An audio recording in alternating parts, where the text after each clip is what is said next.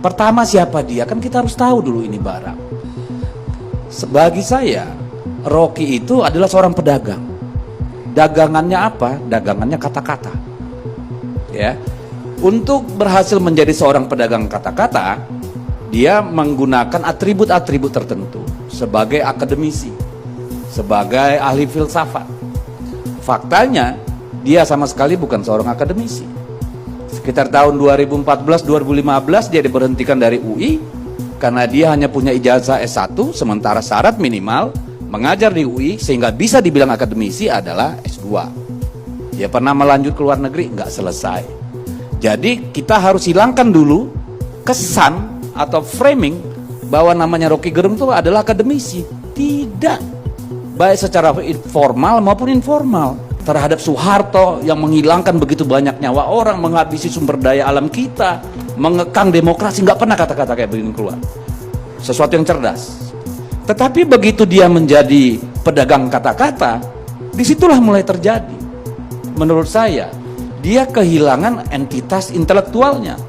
Kalau kita mau memungut kata-kata Antonio Gramsci, inilah yang disebut dengan intelektual anorganik, intelektual tukang, yang bekerja berdasarkan pesanan. Kenapa? Karena dia hanya menyerang satu pihak secara konsisten, yaitu pemerintah. Ya. Di mana ada filsafat dalam sejarah sejak Socrates, Plato yang pernah mengeluarkan kata-kata kayak begini? Di mana ada kait? Di negara manapun itu, tidak ada satupun yang saya tahu seorang filsuf mengeluarkan kata-kata rendahan kayak begini. Penghinaan, ujaran kebencian dan hasutan. Kenapa? Karena dia katakan, pemerintah mari kita cari gara-gara. Padahal dia bicara demokrasi. Dalam demokrasi kita tahu yang membentuk undang-undang itu adalah DPR bersama pemerintah. Lantas kenapa seorang presiden saja yang disebut bajingan?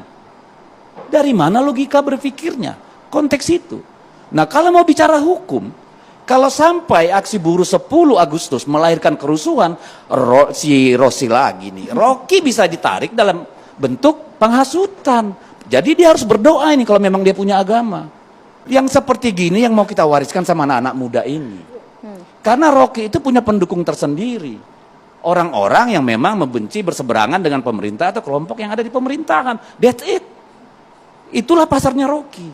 Tapi saya mau tanya Rocky, kalau benar-benar dia seorang manusia yang punya kesadaran sosiologis, ya, kesadaran historis, pantas nggak sih Rocky, lu ngomong begitu? Saya aja kalau orang tua saya dia ngomong begitu, sampai kalian kubur saya kejar, jujur.